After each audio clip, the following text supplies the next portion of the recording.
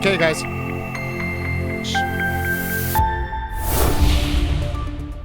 Hi, I'm Brent Stafford, and this is RegWatch by RegulatorWatch.com. In the rush to implement a nationwide flavor ban, Health Canada provided just one opportunity to hear from those most affected, consumers of nicotine vaping products. The chance arose during a concise 45-minute webinar held today on Zoom, featuring a fervent presentation by consumer vaping advocate and Rights for Vapers founder, Papaioannoy-Duic. And Maria joins us today, as I got through the last name, and so does Marion, Burt, and Dave Ball, also consumer advocates for vaping here in Canada. How are you all doing? Just fine. Very. I just literally left it in that Zoom call today. I needed to go in a corner and recharge. Yes. Well, Maria, let's jump into it. How do you think your presentation went? I'm my most critical, but I was me. And I think there's always everybody giving you advice. And guys, the worst thing you can do is text or message someone while they're on a presentation and tell them what they're saying is wrong or give them more advice. However, I am proud of the time that is spent, the people that I connected with, and the advice that I took to be able to make it as inclusive. And that word I used to not like. Inclusive, what does that mean? But I literally worked being inclusive on this presentation. And I took everyone's thoughts and everyone had a copy of it. Everybody knew what I was going to say. And I was so proud of it. I was truly proud. So, Marion, what did you think? I feel so blessed that we have someone like Maria speaking for us, because as Maria said, we, the consumers, are we're the ignored ones, we're the silent ones. We get along with our lives and we're happy that we no longer smoke, but nobody listens to us when we tell them. And Maria is so brave and so eloquent and puts her heart on the line and really expresses what we all feel. So I'm incredibly grateful. Dave? I mirror what was just said by Marion. I think Maria did a great job. She wears her heart on her sleeve. When she talks, she's talking from the heart, and she's talking from a position of knowledge that she gets from, well, everybody. We all fed into what she was saying, and she did a great job. It was wonderful to listen to. Well, that's excellent. So we are going to play some clips from Maria's presentation. We're going to start, though, first, if I can get our gear working properly here, with a clip from, now, Maria, how do you pronounce Denis' last name? Chouinard? Chouinard? Yeah, I Denis? thought it was Denis Chouinard, who's retiring.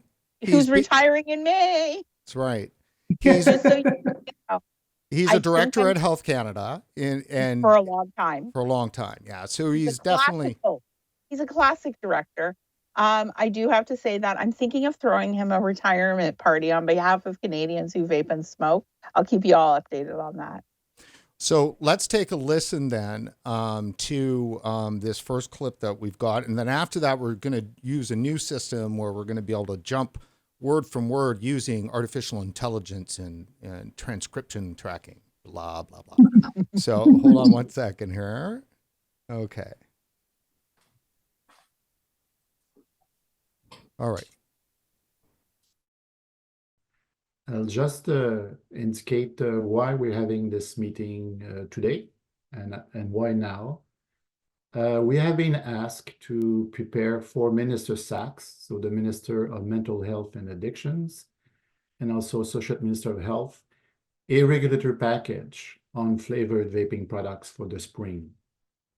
What the minister will decide after that will be up to the minister to decide.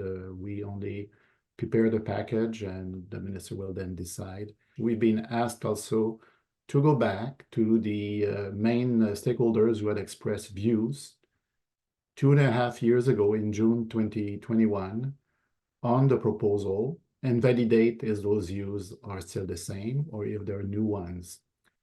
So just to revisit the proposal of June 2021 in what we call Canada Gazette Part 1. So the proposed regulations are pre-published, if you want, in Part 1. And we had two main vehicles there. One was in order to amend Schedules 2 and 3 of the Tobacco Act. And then we were proposing a new regulations on vaping flavors. So together, they form what we call a three-pronged approach. So we already have restrictions in Schedule 3 of the TVPA. We already have some some ingredients that are prohibited in Schedule 2. And we did not have existing regulations on sensory attributes, so that was the new part. But the first two were amended. And the result that was to be achieved is to basically allow only on the market tobacco flavors and mint menthol or combination of mint menthol flavors. So only tobacco flavors. That is sounds appealing, doesn't it? Nope. Actually, not only tobacco flavors, but only tobacco flavors composed of 40 some odd ingredients, which a few of them can cause you cancer. Or if you're like, I mean, for me, I'm over 50, I'm not having kids, so it's not going to affect my fertility. But like if for anybody under 50 could protect, it just blows my mind away.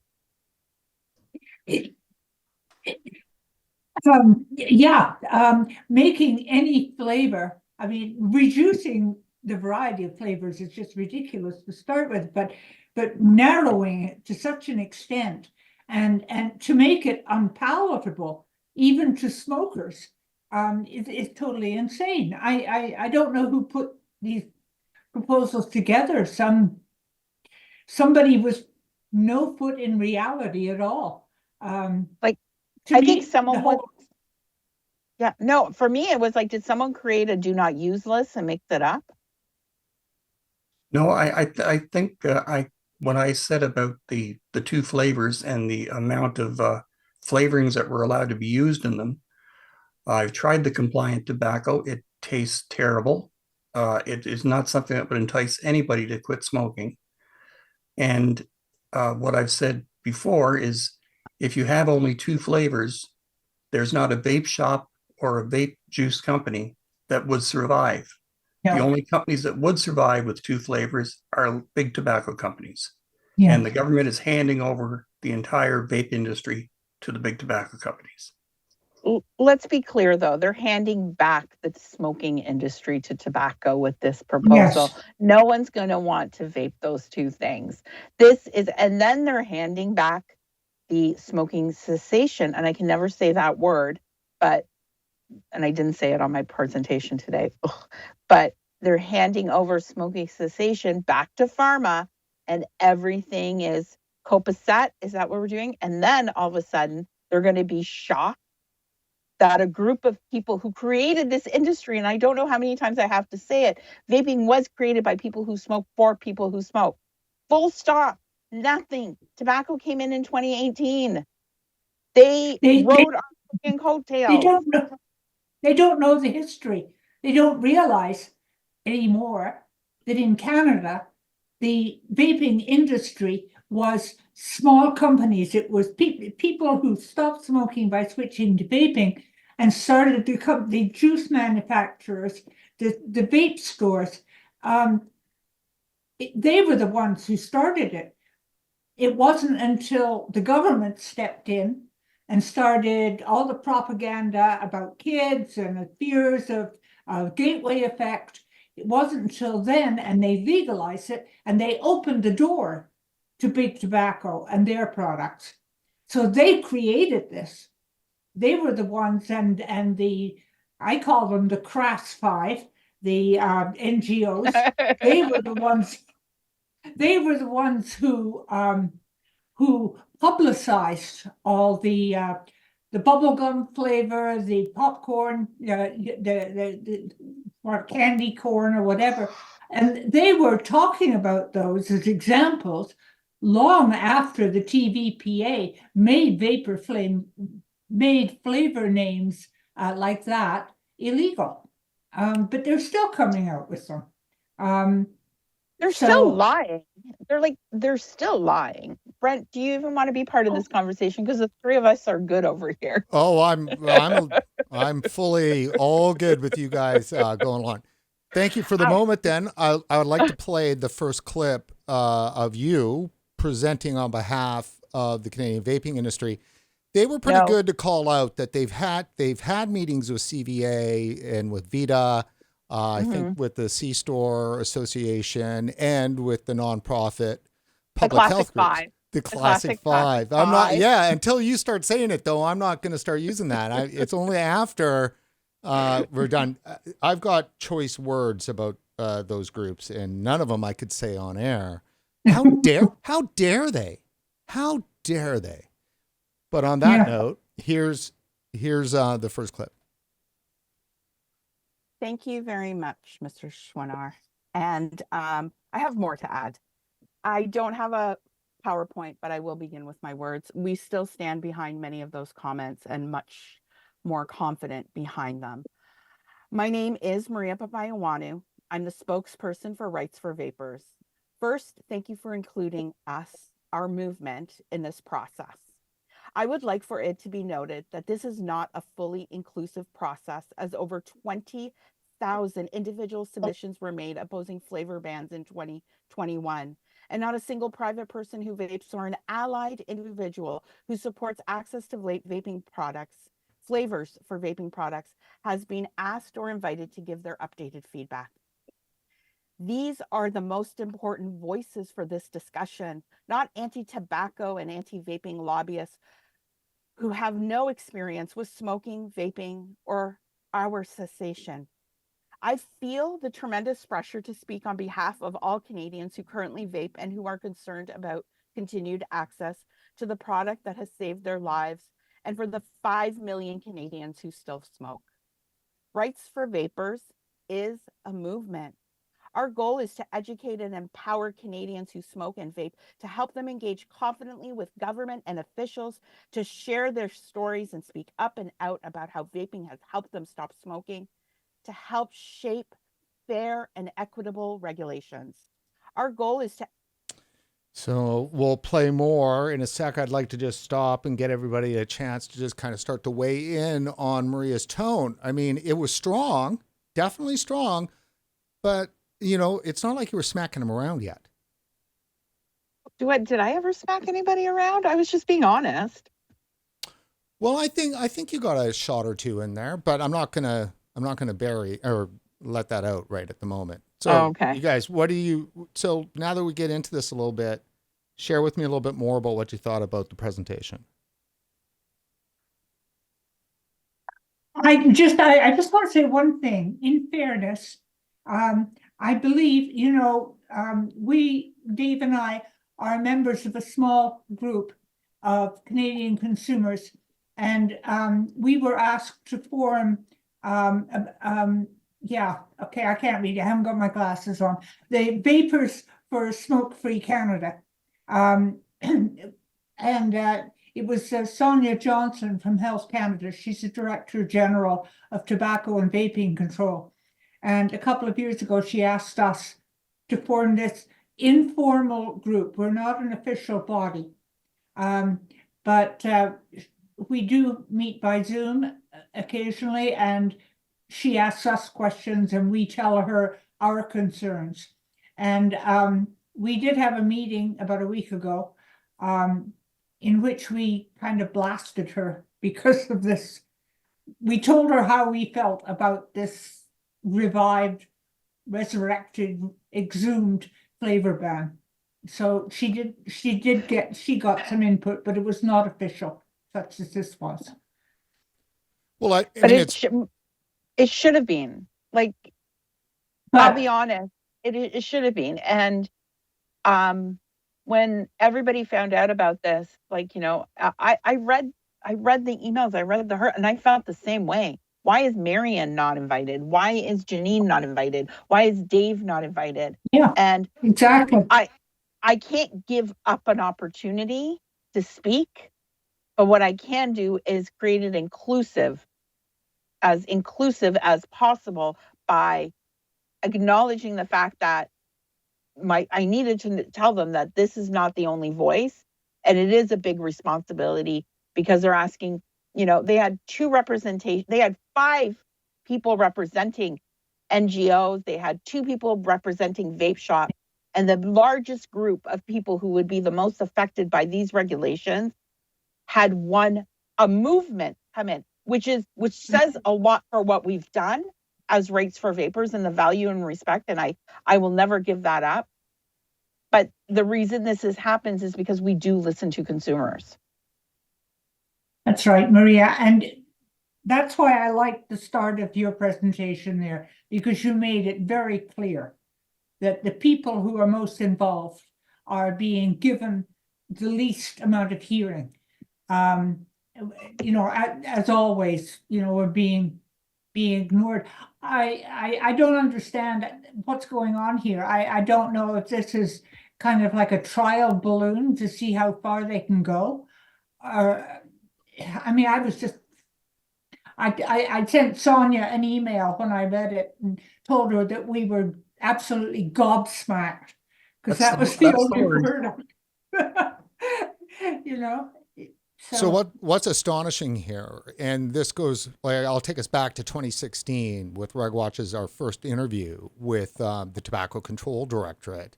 And, you know, we were told clearly that they take their marching orders from the politicians.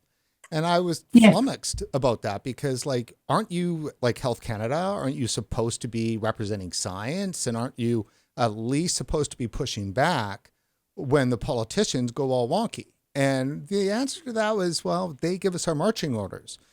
Same message came again in 2019 when we sat down with James Van Loon. And what I'm seeing here is exactly that. I think Health Canada is totally pinched here.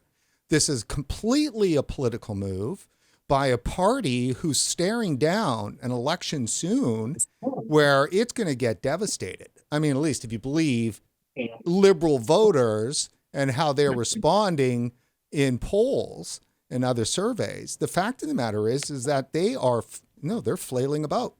And so no easier mark is there out there than vaping. Or actually than someone who smoked. We're still, like, you know, and in my heart of heart, and I think this is why all this has affected me so much, I do believe we have, and I've just done a bunch of presentations on this, we have amplifiers within Health Canada who understand and hear what we are saying and turning up the volume on what Marion's saying, what Dave's saying, and being able to turn up that volume. And we have these little wins. But I think right now is the other side have a very, very important amplifier, and that's Minister Holland. Yeah. Now, what do we know about, you know, you brought up a little bit about Minister Holland in the presentation lightly. But the fact is that he made his bones at Heart and Stroke. It's not even about the money. Let's take out the money. It's bigger than the money. If you read an article that he did with the Canadian Press on August 8th, 2023, he said he was devastated. He was at the end of his rope. And I don't want to go further because you can read the story, just Google him. And it was only when no one wanted to hire him when he lost that election. He lost everything it was about him in that election in 2011, and no one wanted to hire him. And he had trouble in his marriage with his kids. And he talks about this, and he talks about men's mental health, which is something we need to talk more about. And it was the Heart and Stroke Foundation that believed in him and gave him a job. So as someone who's living in recovery, you remember the people when you were at your bottom, and you are forever grateful for them. But I just don't understand. And I do believe that relationship is playing out right now, and we are being victimized. And I think they're taking advantage of that, and shame on them, because the classic five have no fucking, they have no morals, no values. They will do anything to get their way. This is not about people smoking. This is not about people vaping. It's about them winning. And their biggest win is against big tobacco. And we are its casualties. And they are using, and I'm saying this right out, they are using Minister Holland, his state of mind of when they gave him an opportunity, and pulling on that. And as the Minister of Health, he should be aware of that, because the rest of us see that. I'm not going to give the blame to him, because it's these people who have the history of being shady, not us. Sorry, that's my little thing. That's a big one for me. No, that's okay. I think it's important. Like, we just had David Sweener on the show. We released the episode earlier this week and called out the group because just several weeks ago, they took out a full-page ad in the Hill Times in Ottawa, calling on the health minister to do exactly this. And the timing, of course, is clear. COP ended. The classic five nonprofit body orgs, right? Spend a bunch of money on a full page ad in Ottawa, in the paper of record in Ottawa, to shame and embarrass the minister. And he turns around and calls up Health Canada and says, I want to get these regulations back on the table, fire it back up. We're in that process.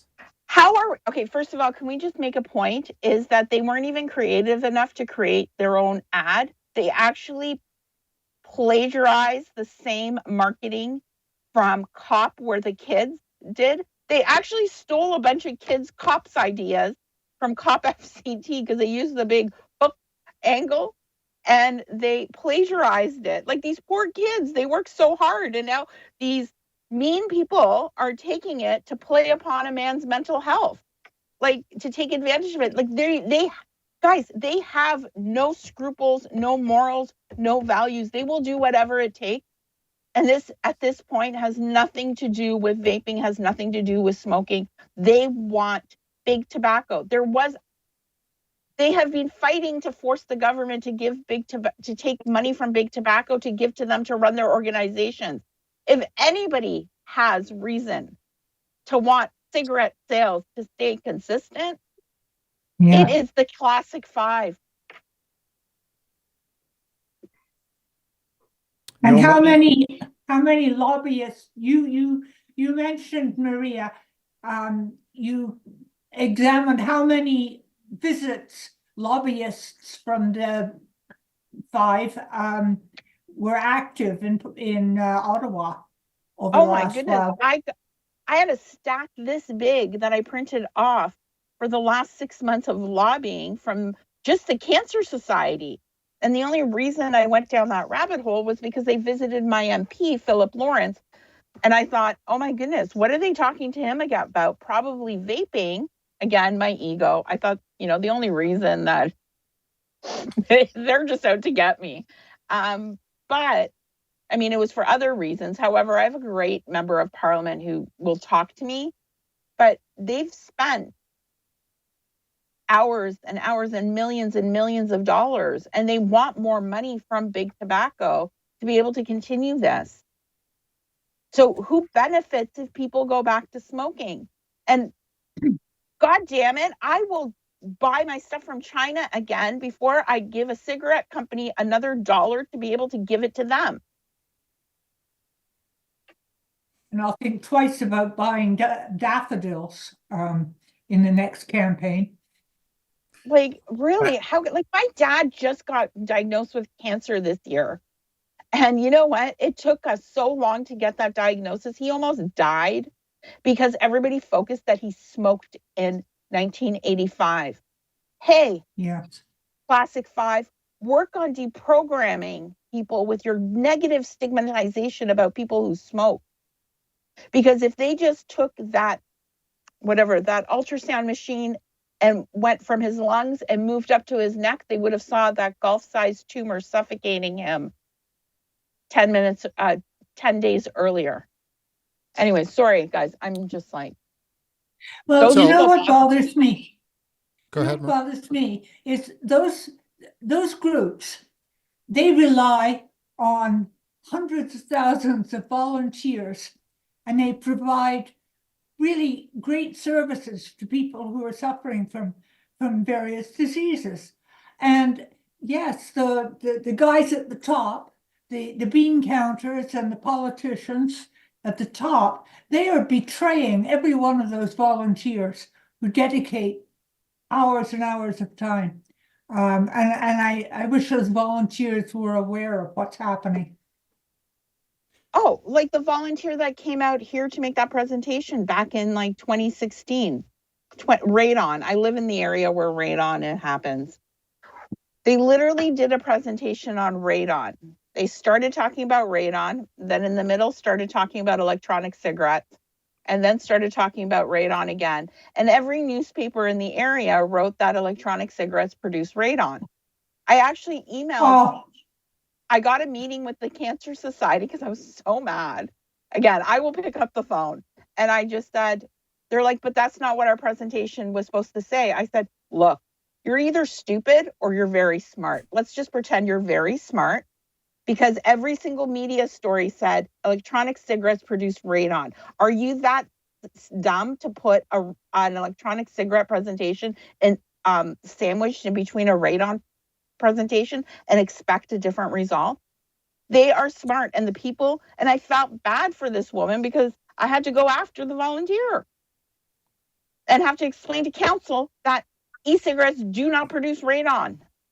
Well, look, it'd be nice if cancer was out there saying, like, drawing direct conclusions that, vaping causes cancer. They don't even get close to that. They need to use radon and all these weird angles to get at it, but they don't. So Canadian Cancer Society won't even say that vaping causes cancer because they know it doesn't. So I wish that a single reporter in this country, when they're listening to Rob Cunningham going about vaping, they'd ask him, so does vaping cause cancer?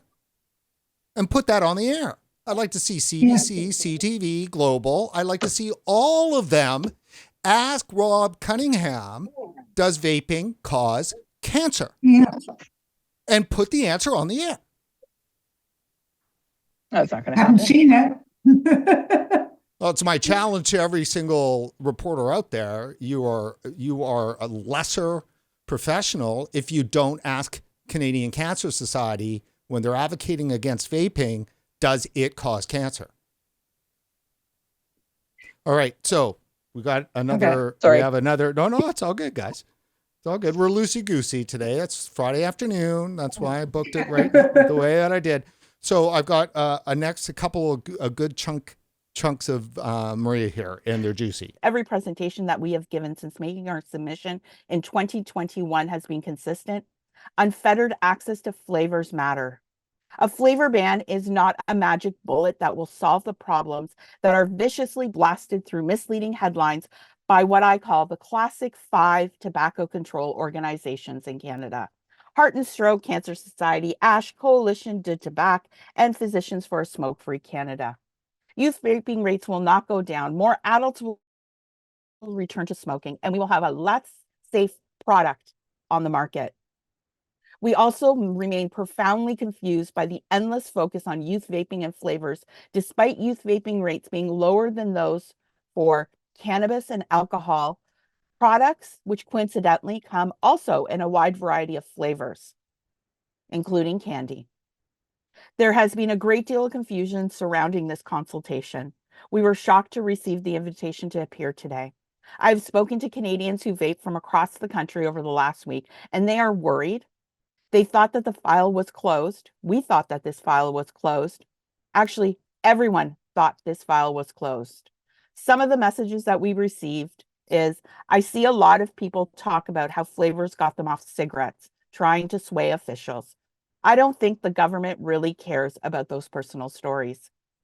What is the point, said someone else. It doesn't matter if we sign petitions or register online for whatever.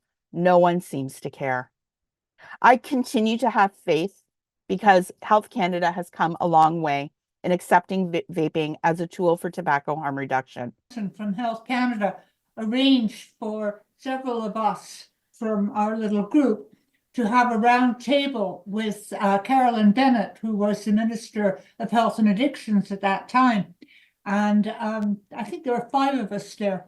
And we started by giving our smoking to vaping history, very short.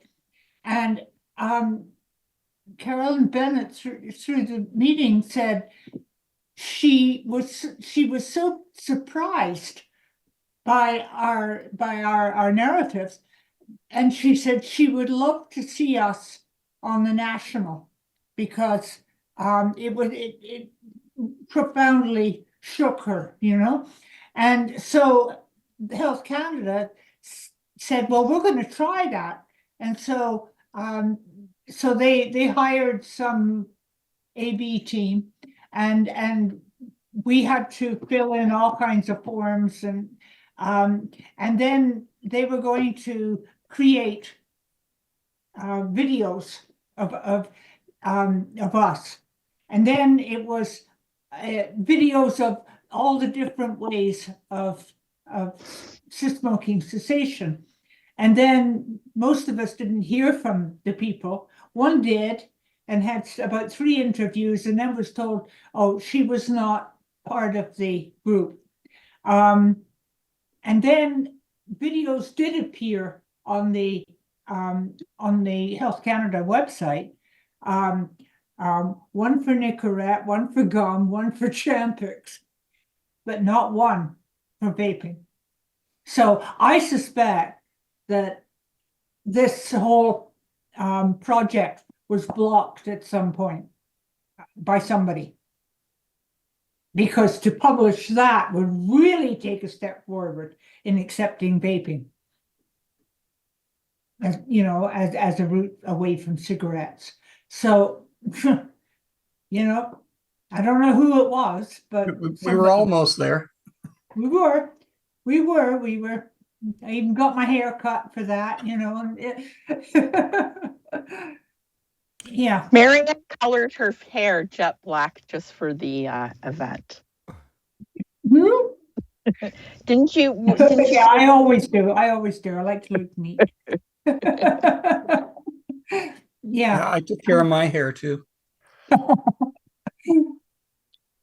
Yeah. So go ahead. No, I was just going to say, I wish I understood, you know, what the blocking point is. Because, you know, a lot of all this, I put down, as I've said, to politicians who don't know what they're talking about, and so get information from an aide. They have to make a speech on a topic, and they tell an aide to find something, and the aide Googles it and comes up with a headline from 2015 about you know, rats dying from nicotine, and so the so the top politician comes out with that in his speech. Like, for instance, our Ontario's finance minister, to justify this new tax, said that a recent study shows that kids who vape are 6 times more likely to go on to smoke. And I thought that's weird. So I went to Google search for vape 6 times smoke, and I found a study from 2016, and it was one of those classic ones that asked kids who vape if they ever intended to smoke, and they had, you know, multiple choice, and anything other than definitely not was a yes. I mean, but this politician just accepted that as gospel and broadcast it out to the world as a justification for this horrendous tax. Because Oh my kids goodness. are so good at predicting the future. They know exactly what they're going to be doing. Yeah, now that was in Ontario's fall economic statement. Yeah. And it actually said in there, I believe, that it was Canadian Cancer that provided that data. Oh, my favorite part of that, sorry guys, I know we're talking about something else, but my favorite part of me speaking at the ministry at those consultations was when one of the MPPs asked me why I don't talk to the Heart and Stroke Foundation. And I'm like, can you get me a meeting? They don't talk to me. And then I just at that point lost it. I said, they don't talk to me. You over there, NDPs, you have a policy not to talk to anybody about vaping right across the board, both on the provincial and the federal level. So who's going to talk to me? I'm here now to talk to you. So on that note, guys, I've just quickly moved those bytes over to the switcher. So Okay. I can't say for sure it's going to work, but the tech issues are always around. So let's try that again, because I think that what you had to say here earlier today at the Health Canada webinar is really important. So here we go. Thank you. Sound. Yeah, it's not working. Something's going on.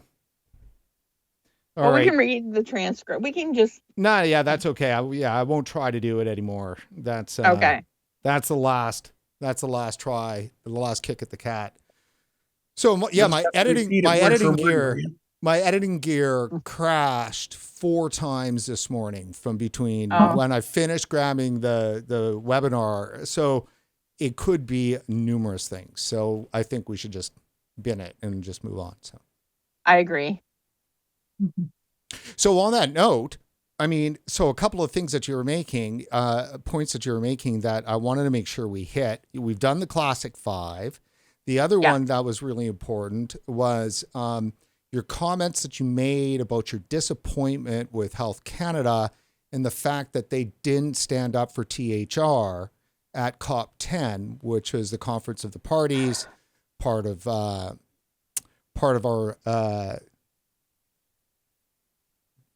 I want to say some really bad things. Anyhow, it's the WHO and the FCTC, the Conference of the Parties that was in Panama. Health Canada didn't make a peep. Well, they did make a peep a little bit, but they didn't talk about what was important. They were they were priding themselves on the stigmatizing messages on cigarettes, on individual cigarettes, which I think would have, why not talk to people about how they can quit? Why do we need to continue to shame people in 2024?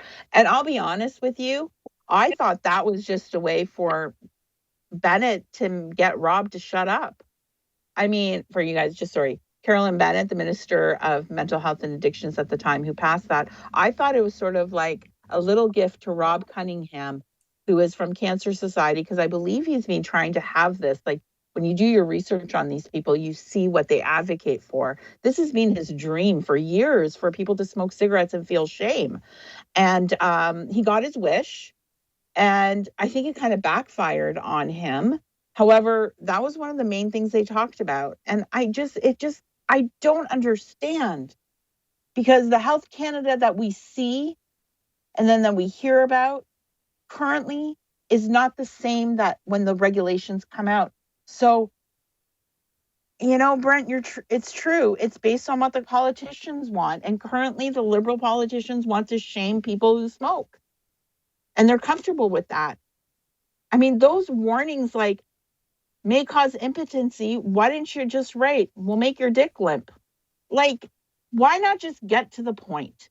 Are we not past this? You guys are trying to say stuff that everybody knows. And if you really think that someone is going to stop smoking because of a message on the cigarette, you are so out of touch with reality. You have not spoken to someone that smokes in a very long time, and you are living in your silo. Get out of it, and just get out of it. Get over it. Stop being who you are. Stop being who you think you need to be, and be who you are, because every human being has compassion. They have understanding. And for some goddamn reason, the Classic 5 have chosen to suppress that and take it away and be cruel individuals who get paid a lot of money to be assholes to Canadians. That sums it up. Yep. Do we have time for one more about COP? What Yes. bothered me was Sonia made the Canadian delegation's presentation, and it was almost identical to one that she made in Washington at a conference last spring, a year ago. In that presentation, she was talking about the things that Canada has done, for smoking cessation, the writing on the cigarettes and everything. But she also mentioned reaching out to consumers. And I emailed her about it, because I thought that was great. And she wrote back and she said that people had come up to her afterwards saying, what a great idea, But what was different in the speech that she made at COP was there's no mention of consumers at all. So Because because this is what would have happened is Rob Cunningham was writing, what's that journal that was called during COP? That is funded. He was there by a Canadian funded organization outside of Cancer Society, and he was handing out the Lotus and the Dirty Ashtray Award. The Dirty Ashtray Award. Can we get any more stigmatizing and shame and try to shame people? Because how many times have you heard when you were a teenager who wants to kiss a dirty ashtray? That is weaponized against people who smoke, the smelling, all that stuff. But she would have been nominated and won a Dirty Ashtray Award. Yeah, probably. And let's be honest, this is what he did. He sat in COP and wrote rude, awful things about people. There he is, the Global Alliance for Tobacco Control, which is funded by the Government of Canada. And the Government of Canada is okay with them going out to this organization and stigmatizing smokers. Sorry, I hate using that word. People who smoke. Guys, this is deeper than we know. And we think that we're getting mad at government. Our government officials are being controlled, especially on this file, are being manipulated, are being bullied, and they are probably being bullied worse than we are. And now, sorry. Go ahead. No, it's so sad. Well, I'm gonna give you the next piece here. I mean, I want to keep your blood red here, okay? So another thing that you mentioned in your presentation today, I've got shots of it right now, and it's this. Ta-da! What a wonderful thing this was. Yeah. This the cancer flavored vape by a cancer society. And actually, the health minister. It was the health minister of Spain. Yes, but it was funded by the Cancer Society of Spain. He was so proud that they were weaponizing cancer. And the thing is that advocates in those rooms took pictures of that and then tagged tobacco harm reduction advocates with messages of, I have a gift for you. Unbelievable. Who wishes? What cruelty, what brainwash. This is a cult. Like, I'm watching a lot of cult stuff right now, but this is a cult. They are brainwashing people. I'm not brainwashing. You know what? You want to quit smoking? Do it your way. Do it your way, and I'm going to applaud you. I owned a shop for 10 years, and I never shamed a single person who walked into my shop that came in and said, I started smoking again. And you know what I said? That's okay. That's part of your journey. What do you want to do now? And if you need to dual use, that's okay too. But here we have people who are claiming that they want to do the right thing for everyone but people who smoke or vape. Think about that. How do you segregate a population based on an addiction? How does a country have some of the most incredible language about stigmatization for drug use? And drug use, you say the word addiction, it's drug use. Read what Health Canada says, and I think I quoted from it. But you don't say shameful things. But why are you not standing up and calling out shameful, actually awful, disgusting behavior in an event that you have paid over $300,000 to attend. They paid over 300. They paid their bill. I went and saw the bill list. Like, they paid their bill. Almost all of COP was covered by 5 countries. China still owes $1.5 million. I'm sure Spain owes a bunch of money too. You know what? We talk about where does the money come from because we were going on this side. Well, you know what, Health Canada, you paid a lot of money to be there. You should be able to do what you think. And what people don't know is, as Denis is retiring, he is one of the founders of FCTC. One of the founders, because guys, I do a lot of research on the people who are against us. Yes, you do. No more. And there is an entire blog dedicated to him and about the tobacco debate. And if you go on there, it's written by Cynthia Collard, and good for her for continuing this blog for 17 years.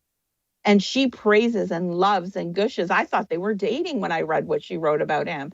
But he spoke at the tobacco trials. He has history that is much deeper than anyone. But he was one of the founders of FCTC. He was at the first one. Well, the first meetings were in Vancouver, I think, weren't they? I don't know. Yeah, they were. Yeah. It was. I mean, this is a Canadian project. The global war on nicotine is centered in Canada, and it's not recently. We're talking from the start. But we also have David Sweeter was part of that. Yeah. Well, and David was involved much earlier than much FCTC. earlier. Yeah. In the 80s he was involved. Yeah. He was part of the class. At one point we could have been talking about the Classic 7. But he stayed true to people quitting smoking. He understood that this was about people smoking and people not smoking. And when he sees harm reduction, he knew. And that's when you see a lot of these classic members, but I think he's a progressive classic. We'll call him a PC. A progressive classic member. He moved forward because he understood that. And he didn't have hate in his heart. He knew who he was doing this for. These people have hate in their heart because they hate tobacco. Goodness, the same people in tobacco aren't even there anymore. They've moved on. They don't hate tobacco, Maria. They used to hate tobacco, but then they said, oh no, we hate nicotine. They changed it. They moved the goalpost. Well, yeah, as David Sweeter said, dragon fighters have to have a dragon to fight. And if smoking is going to disappear, as it could, if vaping was allowed to continue, then they would lose their dragon. So they have to change the goal, they have to change the target. And that's all it is. Their jobs rely on it.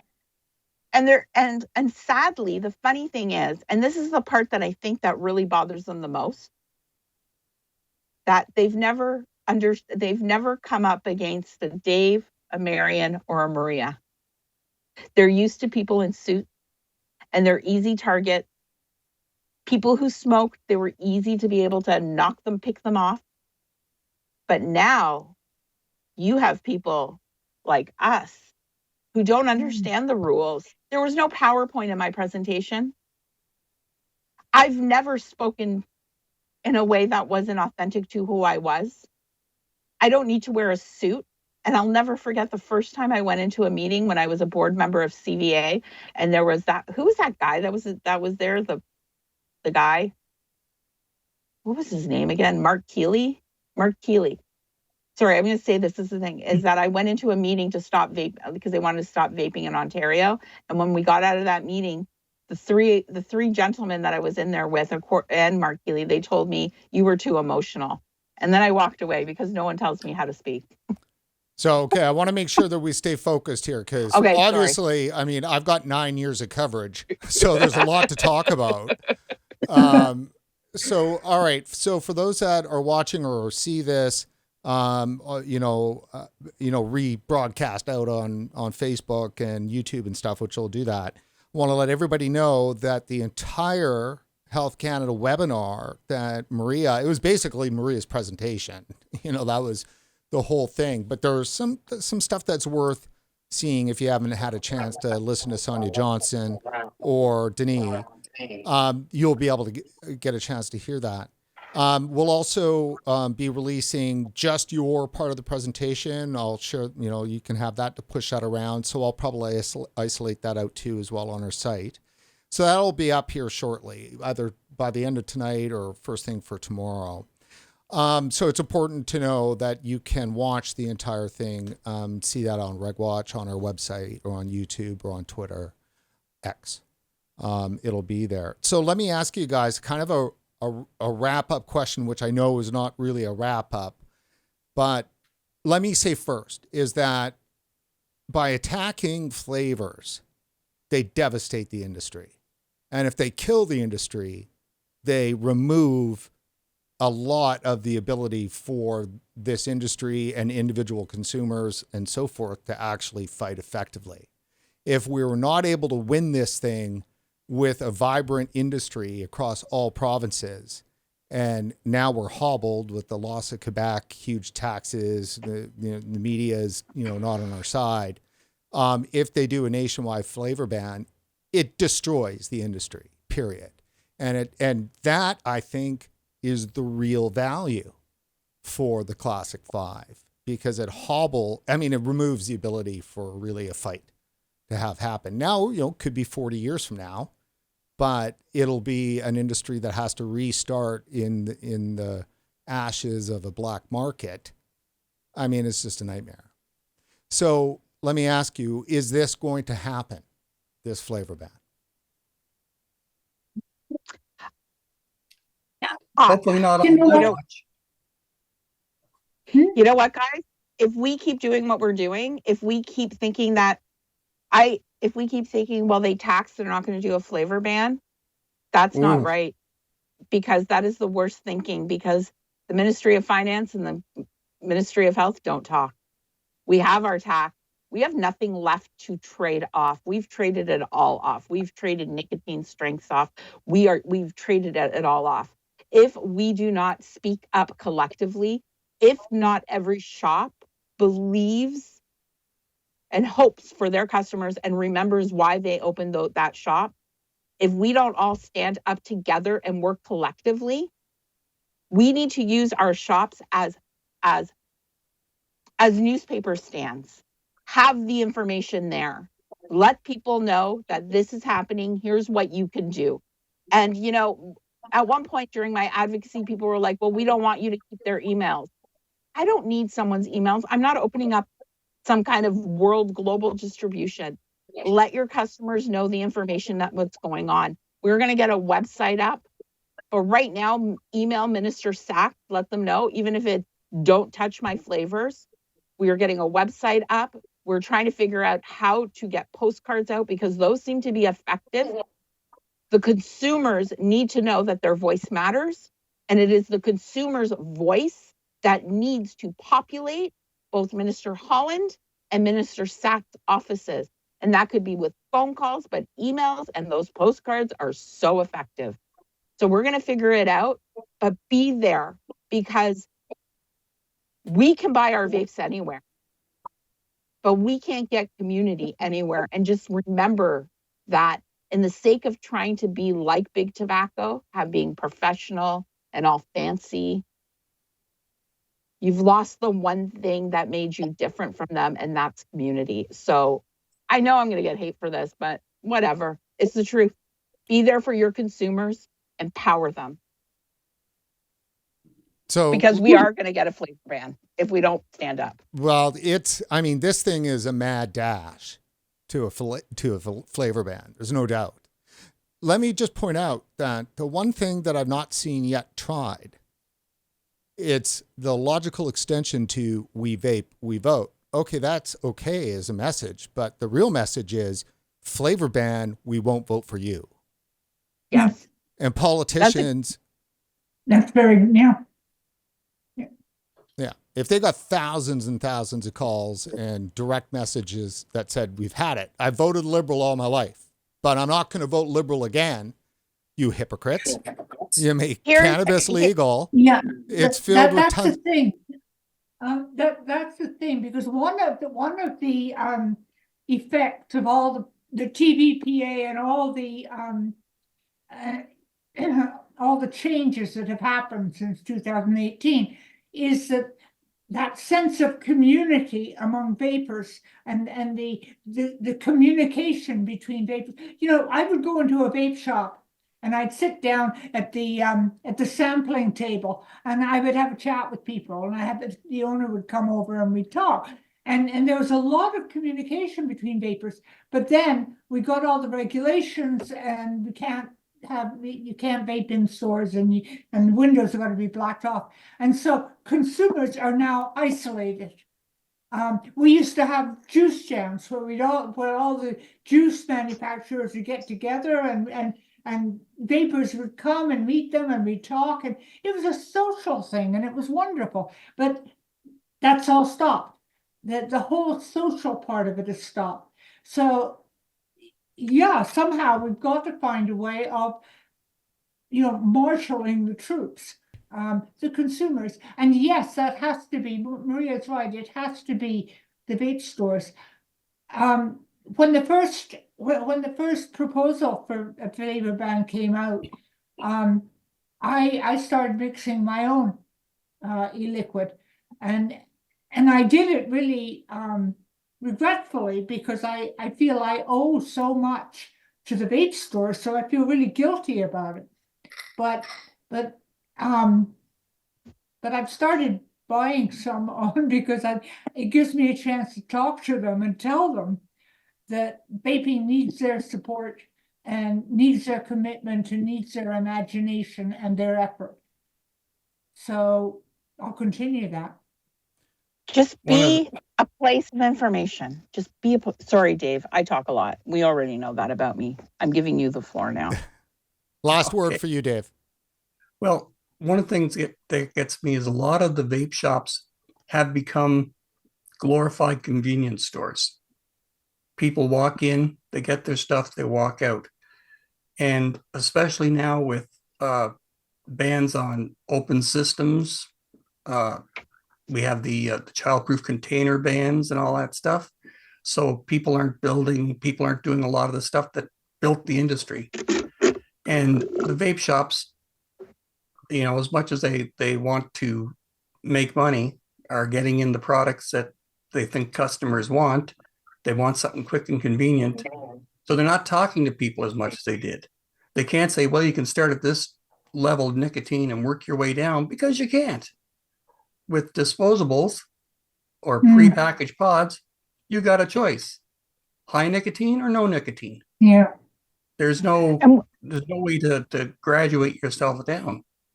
And that's one of the things we've lost in vape shops, is people in vape shops that actually talk to the people that come in and help them to quit smoking. Now they became here it is, see ya, thanks for the money. And the vape shops have to become vape shops again, not convenience. Exactly. And we don't want money. You know what? Advocacy doesn't take money. What we need is some space, and we need your belief.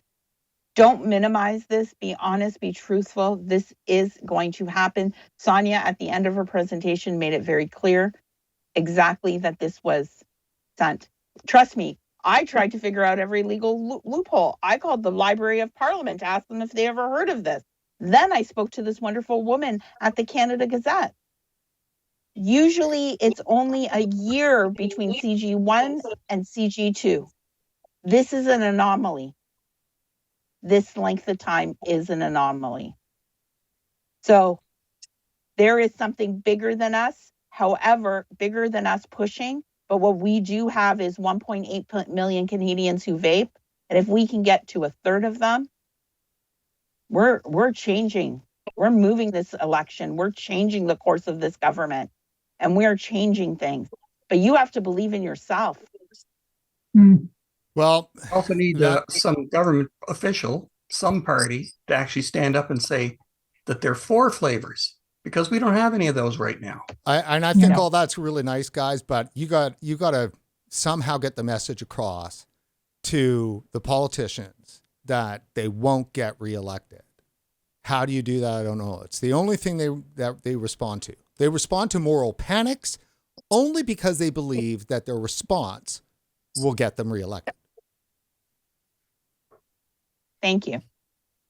Thank you. All right. Awesome, folks. Well, thank you very much for your time. And thank you, everyone, for your time today. This is a real quick episode that we threw together. Please look for the postings of the actual webinar up on our channels. And before you head off, please like us on Facebook. And don't forget to follow us on Twitter X. I'm Brent Stafford. Thank you for joining us.